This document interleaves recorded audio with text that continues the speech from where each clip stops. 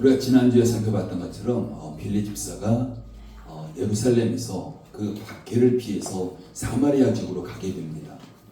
사마리아 지역으로 갔던 빌립이 사마리아인들에게 예수님의 십자가 복음을 전했고, 그 십자가 복음을 전했을 때 많은 표적과 기사가 나타났고, 또한 많은 사마리아 사람들이 예수님을 믿기로 결단하고 그 빌립 앞에, 예수님 앞에 나오는 바로 그런 일들이 있었습니다. 근데 이런 소식들을 예루살렘에 있는 사도들이 듣게 됩니다. 사마리아에서도 하나님 말씀을 받았다더라. 근데 그들이 사마리아라는 지역이 그들과 상종하지 않았던 사람들, 그러면서 전혀 그들이 하나님 말씀을 받을 것 같지 않은 바로 그런 모습이었습니다. 그런데 그들이 하나님 말씀을 받았다는 소식을 듣게 되는 거죠. 우리가 14절 말씀 한번 읽어볼까요? 14절 읽습니다. 시작. 예루살렘에 있는 사도들이 사마리아로 하나님 말씀을 받았다는 듣고 베드로와 요한을 보내매. 그래서 사도 가운데 그 베드로와 요한을 사마리아 지역에 보내게 됩니다. 그러면서 그 사마리아 지역에 베드로와 요한이 가게 되는데, 그 베드로와 요한이 하고 있는 것이 뭘까요? 그래서 15절과 16절도 읽습니다. 시작. 그들이 내려가서 그들을 위하여 성령 받기를 기도하니 이는 아직 한 사람에게도 성령 내리신 일이 없고 오직 주 예수의 이름으로 세례만 받을 뿐이더라. 우리가 이 말씀에는 좀 오늘날 우리의 어떤 성경적인 상식을 가지고서 이해가 되지 않는 그런 부분들에, 우리가 성령이라는 것은 우리가 예수를 믿을 때에 성령이 우리에게 들어오시고 우리 안에 사시는 겁니다. 그러면 우리의 어떤 구원의 역사는 반드시 성령을 통해서 나타나는, 성령 임재가 있는 이런 부분들인 거죠. 그런데 우리가 읽었던 본문에서 보면은 빌립이 복음을 전했고, 그래서 많은 그런 표적과 기사가 일어났고 사마리아 사람들이 말씀을 받고 예수를 믿기로 결단하는 바로 거기까지 나타납니다. 그런데 성경은 그들이 아직까지 성령을 받지 않았다라고 이야기합니다. 그리고 베드로와 요한이 사마리아 지역에 가서 그들을 위해서 성령 받기 위해서 안수했을 때 그 성령이 그들 가운데 임하게 됐다. 뭔가 분리된 것처럼 이야기돼요. 우리가 문자적으로 본다면 이것은 신학적으로 굉장히 문제가 있는 바로 그런 부분이다라고 볼 수 있습니다. 그래서 오늘날 누군가가 오늘 본문에 나오는 문자적으로 이야기하면 저 사람 이단이네라 소리 들을 거예요. 그런데 오늘 본문은 분명히 그런 부분들을 분리하고 있는 바로 그런 부분들을 볼 수가 있습니다. 우리가 16절 말씀은 이때의 상황을 아직 한 사람에게도 성령 내리신 일이 없고 오직 예수의 이름으로 세례만 받을 뿐이더라. 그냥 성령과 전혀 무관하고 그럼 그들이 세례만 받았다. 우리가 이렇게 볼 수 있는 바로 그런 부분들입니다. 우리가 17절 말씀을 읽어볼까요? 17절 읽습니다. 시작. 이에 두 사도가 그들에게 안수하며 성령을 받으리라. 그러니까 비로소 베드로와 요한이 믿기로 결단한 자들, 세례 받은 자들, 바로 그들에게 안수했을 때 비로소 그때 성령이 임했다라고 이야기합니다. 오늘 빌립이 복음을 전할 때 많은 표적과 기사가 나타났습니다. 그리고 그 표적과 기사가 나타났을 뿐만 아니라 그 복음을 받아들인 자들이 많이 나타난 거예요. 그런데 그들이 세례까지 받는 일이 있었습니다. 그러니까 결단하면서 예수 앞에 지금 나온 겁니다. 그러면 우리가 이런 부분들, 즉 사마리아에서 나타나고 있는 이런 현상들을 우리가 어떻게 받아들여야 될까라는 거죠.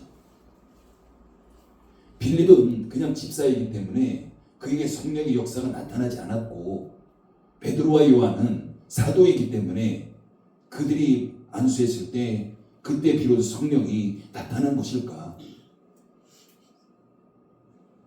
우리가 분명한 사실은요, 빌립이 복음을 전할 때 표적과 기사가 나타났다는 것은 그게 바로 성령의 역사입니다. 성령의 역사가 나타나지 않은 역사는 표적과 기사가 나타날 수 없는 거예요. 표적과 기사가 나타난다는 것은 성령께서 하시는 사역입니다. 그리고 뿐만 아니라 복음을 받아들이고 그들이 예수님을 믿고 세례를 받는 그 결단이 일어난 것 또한 이것도 성령의 사역인 거예요. 성령의 역사가 없이는 구원이 이루어질 수가 없습니다. 예수님 앞에 나올 수가 없는 거죠. 그런 분명한 것은 빌립의 사역 가운데 성령의 역사가 있었다라고 볼 수 있는 거죠. 뿐만 아니라 베드로와 요한의 사역 가운데도 성령의 역사가 나타났습니다. 근데 본문 말씀은 그것을 분리하고 있는 이런 부분들인 거죠.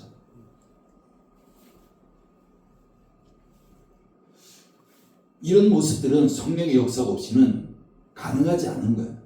오늘날도 마찬가지로 성령의 역사가 없이는 어느 누구도 하나님 앞에 나올 수가 없습니다.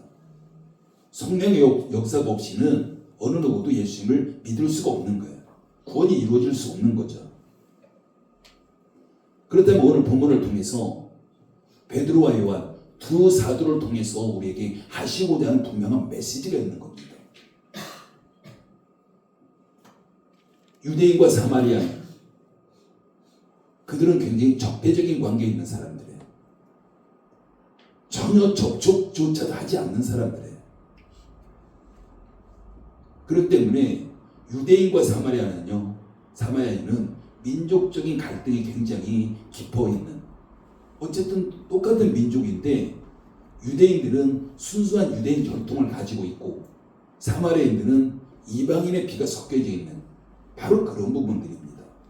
우리가 수요일 때 살펴보는 것처럼 그 사마리아 지역, 즉 북이스라엘, 아수르라는 나라의 멸망을 당하면서 아수르라는 나라가 혼혈 정책을 써요. 식민지 정책 가운데. 그러면서 많은 이방인들을 사마리아 지역으로 보내고 서로 결혼하게 되고, 그러면서 이방인과 유대인이 섞여져 있는 바로 그런 부분들이 바로 사마리아 지역입니다. 그러다 보니까 예루살렘에 사는 유대인들이 그들을 상종하지 않는 거예요. 우리 이방인보다도 더 못하게 취급하고 개, 돼지처럼 여기는, 그래서 전혀 접촉조차도 꺼리는 바로 그런 사람들입니다. 그렇기 때문에 그런 갈등이 있었기 때문에 성령님께서는 민족적 갈등을 해소시키기 위해서 의도적으로 행하신 사역이다라고 보시면 돼요. 오늘 본문에 나오는 건 오늘날 보편적으로 나타나는 사건이 아닙니다. 빌립이 복음을 전했을 때 복음을 듣고 결단한 사람, 바로 그들이 그냥 세례만 받았습니다. 그래서 이들이 복음을 듣고 세례를 받았다는 것은 예수 믿기로 그냥 결단만 한 거예요. 우리 세례 받았다는 것은 믿음의 외적인 증거잖아요. 우리도 오늘날 보면 교회 안에서 세례 받는다는 것은 내가 예수를 믿습니다라고 의무적으로 공개적으로 결단을 표현하는 바로 그런 부분들입니다. 물론 오늘날에는요, 우리가 세례 받고 나 예수님 믿습니다. 우리 이렇게 사람들에게 공포하는 거 결코 어렵지 않습니다.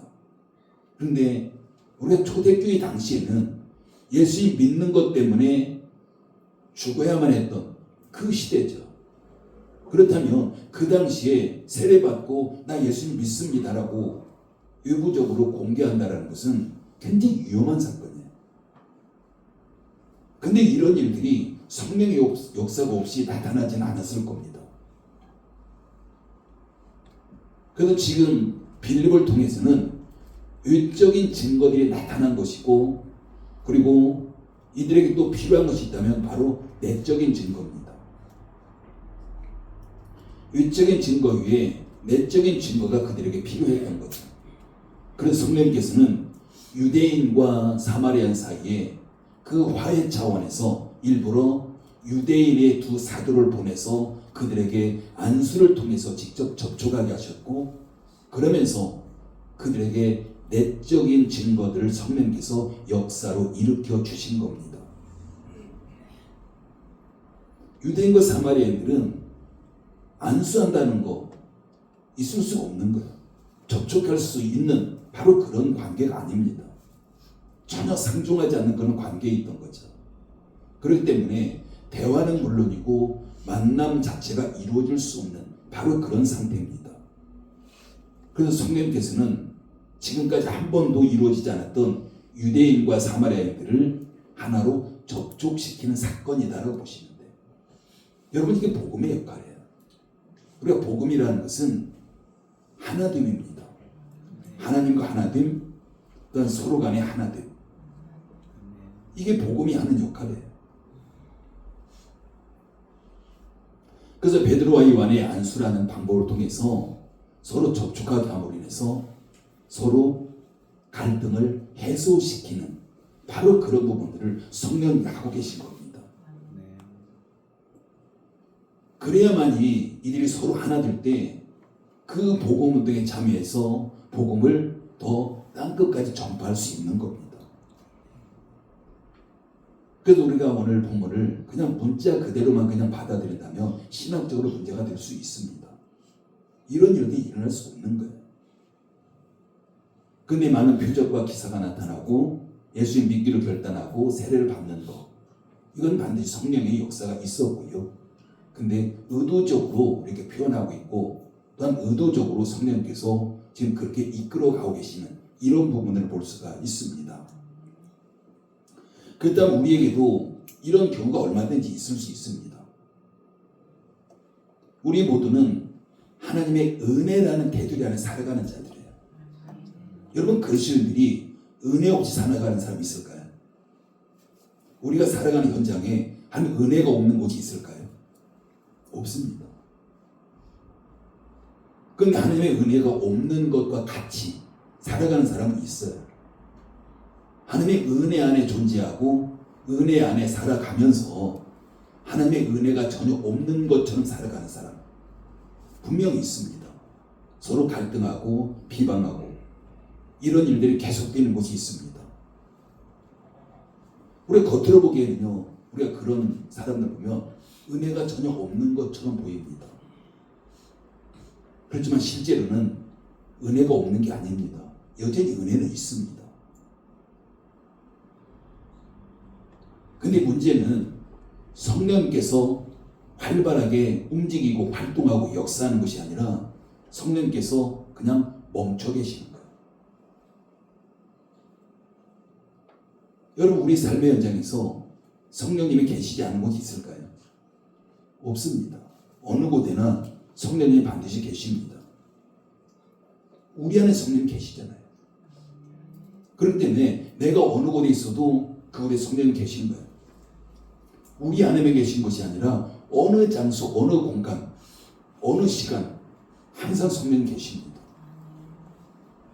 그렇기 때문에 싸움이 지속되는 곳, 분열이 있고 갈등이 있고 시기하고 미워하고 질투하고 바로 이런 곳에서는 성령님이 떠나신다라는 표현을 하고 있지만 떠나시는 것이 아니라 성령님이 그냥 멈춰버린 거예요.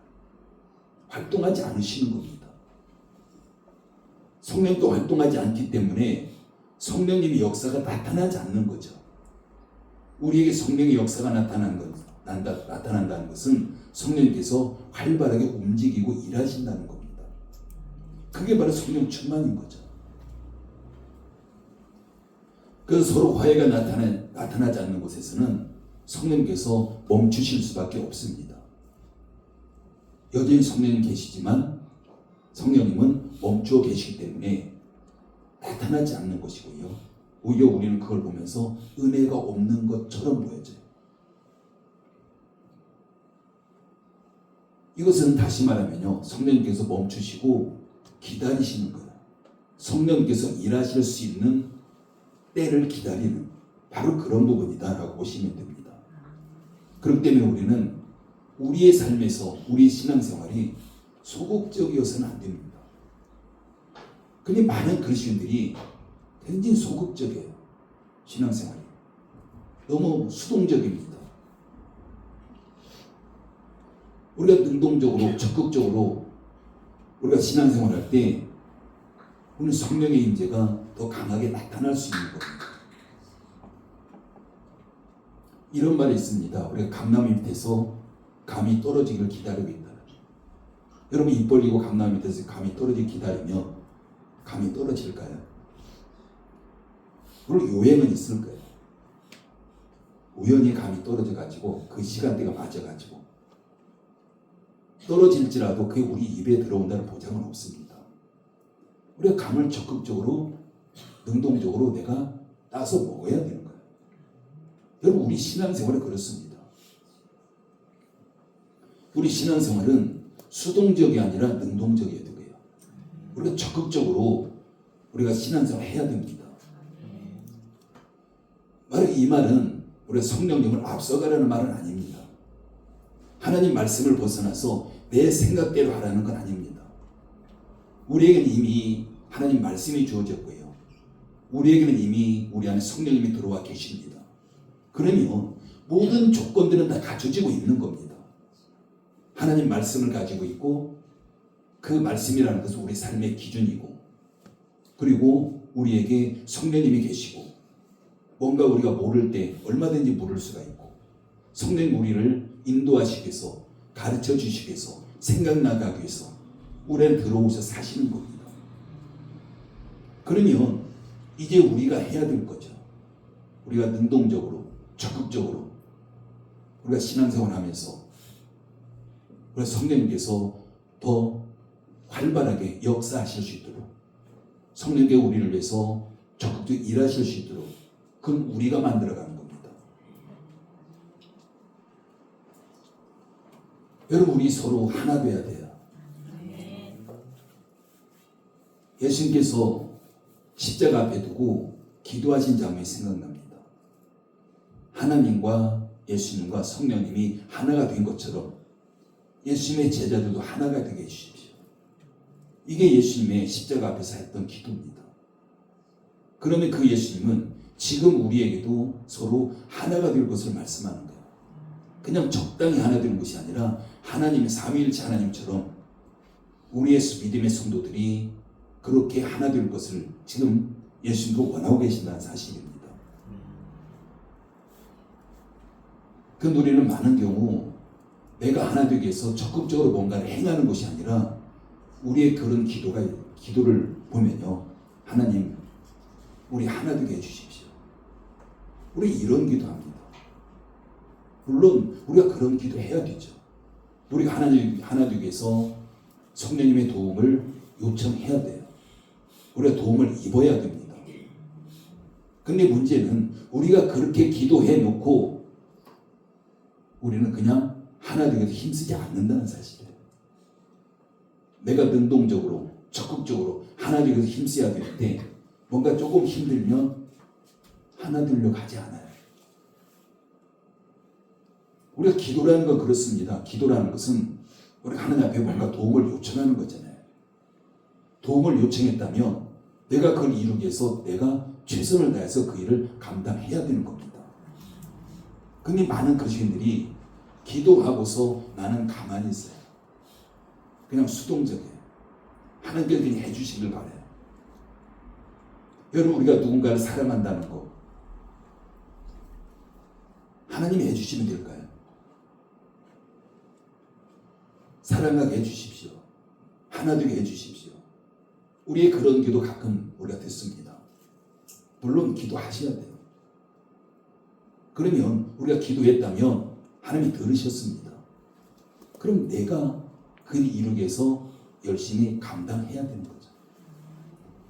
내가 최선을 다해야 되는 거예요. 어떤 어려움이 있어도 거기에서 우리가 좌절하지 아니하고 그냥 뚫고 나가야 되는 겁니다. 그게 우리의 기도의 목적이에요.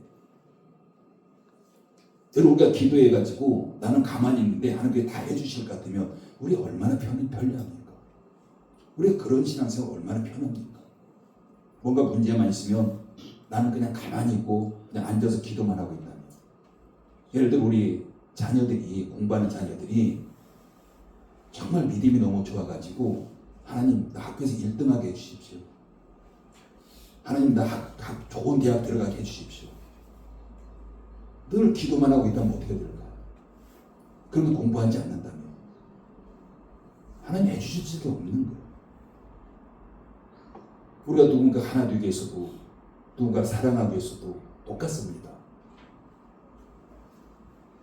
하나님은 나를 통해서 일하신다는 거예요. 그 학생들이 그렇게 기도했다면 하나님은 그 기도한 그 학생을 통해서 그걸 이루도록 하시는 겁니다.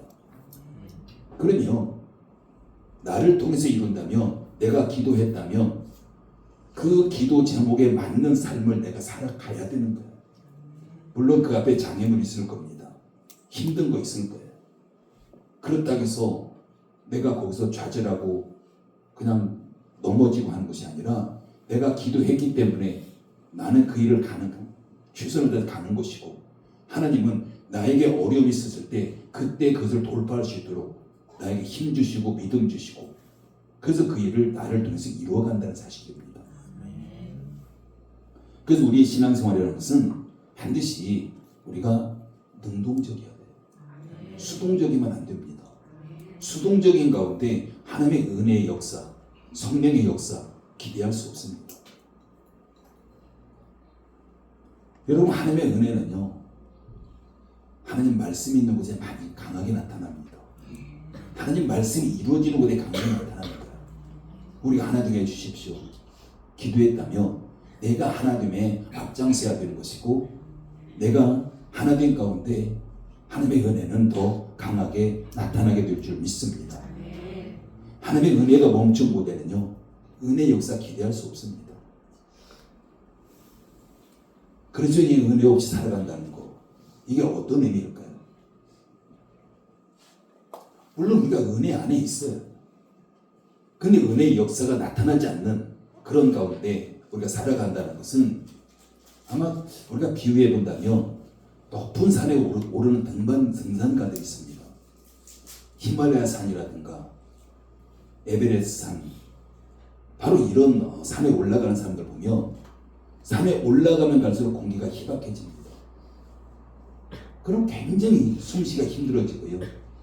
그 산다 그냥 걸어간다는 자체가 너무 힘든 거예요. 아마 그렇지 않을 것일 거예요. 우리가 하나님의 은혜 없이 산다는 거, 은혜의 역사 없이 산다는 거, 우리가 영적으로 숨쉬기 힘들어서 정말 그냥 버티기도 힘든, 아마 그런 삶일 겁니다. 그렇기 때문에 중요한 것은요, 우리가 능동적으로 신앙생활하면서 내가 먼저라는 거예요. 내가 먼저 시작을 해야 됩니다. 우리가 내가 먼저 시작한다는 것은 우리가 성령님을 앞서가는 게 아니에요. 하나님 말씀을 앞서가는 게 아닙니다. 우리가 예수 그리스도 안에서, 하나님 말씀 안에서 내가 먼저 시작하는 거예요. 하나님께서 우리에게 이미 말씀을 주셨고 성령을 주셨기 때문에 그 안에서 내가 먼저예요. 그 말씀을 벗어나서 내가 먼저가 아니라 말씀 안에서 내가 먼저 해야 되는 것이고, 내가 먼저 상대방의 손을 내밀어야 되고, 내가 먼저 누군가를 용서해야 되고, 내가 먼저 화해를 이뤄가야 돼요. 여러분, 그 일을 예수님께서 이루셨잖아요. 우리가 아담이 범죄했을 때에 우리 하나님 앞에 아담 이후의 모든 자들은 하나님과 원수 관계에 있던 거죠. 그런데 하나님께서는 먼저 예수님을 통해서 우리에게 손을 내미셨습니다. 먼저 화해하기를 원하신 거예요. 그리고 먼저 무조건적으로 우리의 어떤 상황이 아니라 네가 이렇게 하면 용서해 줄 거야가 아니라 그냥 무조건적으로 우리를 용서해 주셨습니다. 바로 예수님께서는 먼저 나와 화해를 이루신 거예요. 어떤 조건 붙이지 않았습니다. 그냥 그것을 믿으면 돼. 바로 성령께서도 내가 먼저 시작할 때 멈추셨던 성령님의 역사는 나타나게 될 것입니다. 성령의 역사는요, 언제 어디서나 계속돼요. 성령의 역사가 나타나지 못할 시간 없습니다. 성령의 역사가 나타나지 못할 장소도 없습니다. 성령의 역사가 나타나지 못한 어느 누구도 없어요.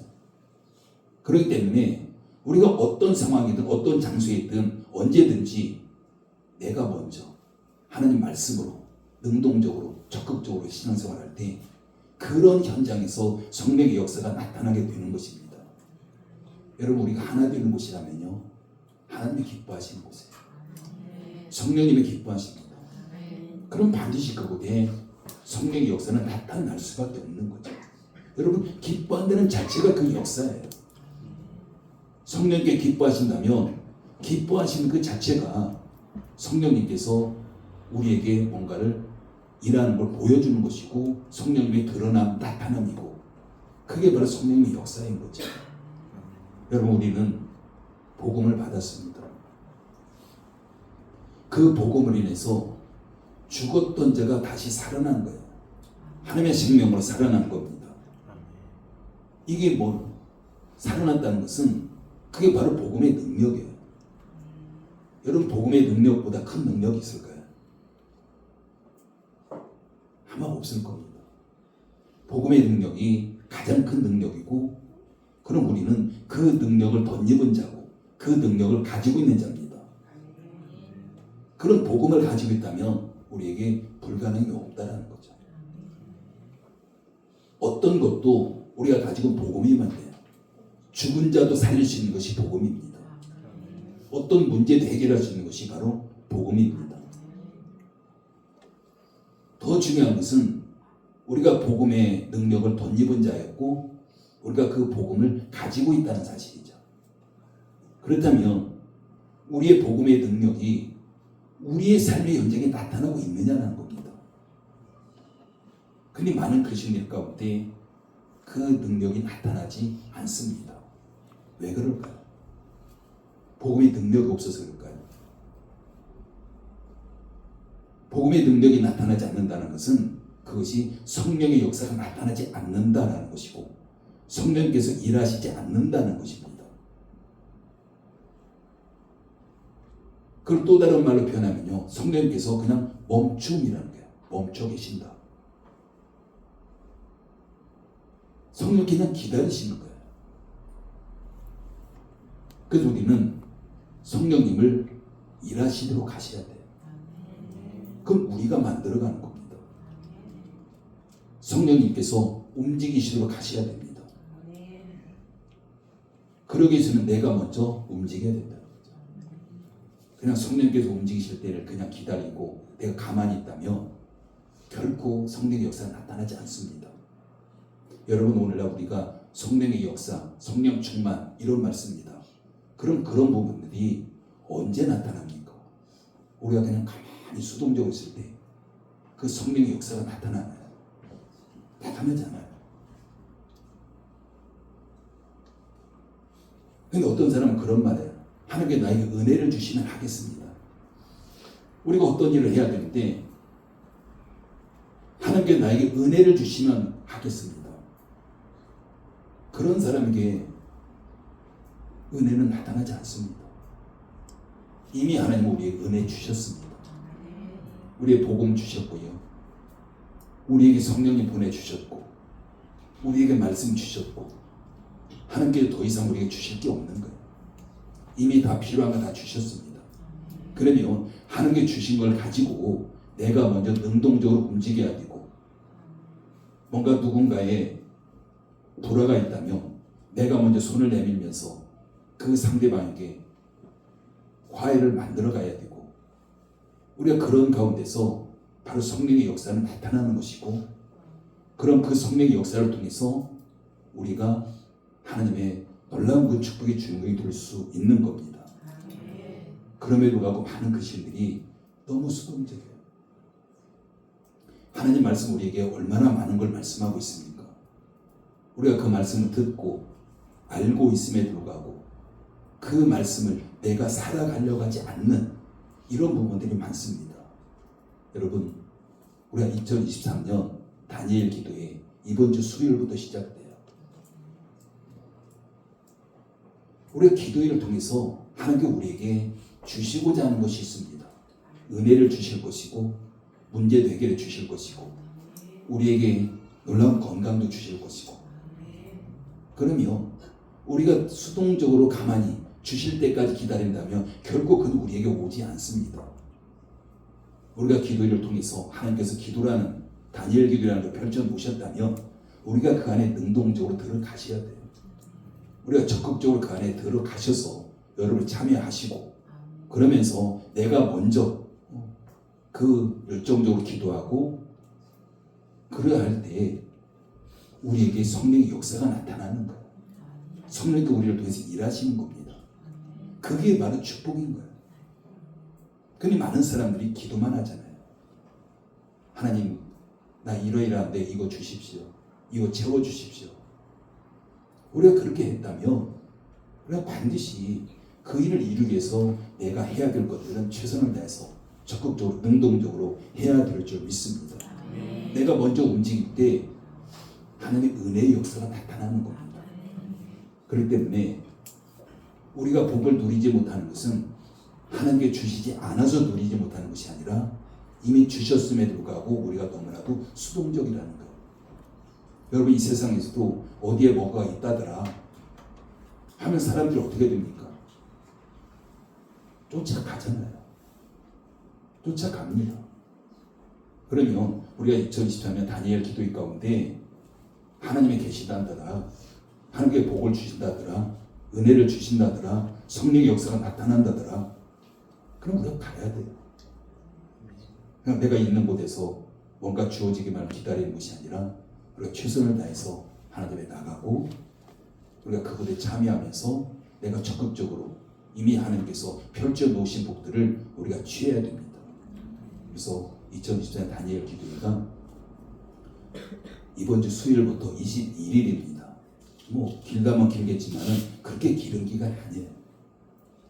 우리가 시간적으로 바쁘고 힘들고 어렵겠지만 우리가 그 어려움들을 뚫고 우리가 적극적으로 참여할 때에 우리가 하나님의 은혜는 더 크게 될 것이고 성령의 역사는 더 크게 우리가 경험하는 저와 여러분 될 줄 믿습니다. 기도합니다. 아버지의 은혜를 감사를 드립니다. 우리가 신앙생활하면서 우리가 그냥 소극적인 그런 모습이었지만 이제 우리가 적극적으로 능동적으로 하나님 앞에 나가기를 원합니다. 그로 말미암아서 성령의 강력한 역사도 우리가 경험하고 하나님의 놀라운 축복의 주인공들이 다 되기를 원합니다. 이번 2023년 다니엘 기도를 통해서 하나님께 우리에게 부어주실 놀라운 그런 은혜, 성령의 역사들을 우리가 기대하고 소망하면서 참여하기를 원하오니 우리의 모든 여건들, 환경들 하나님께서 만져주셔서 어렵지만 힘들지만 우리가 최선을 다해서 참여하고 더 많이 그 어느 해보다도 더 많은 하나님의 놀라운 역사들을 경험하는 우리의 모든 성도들 되게 부디가 있도록 역사에 주시옵소서.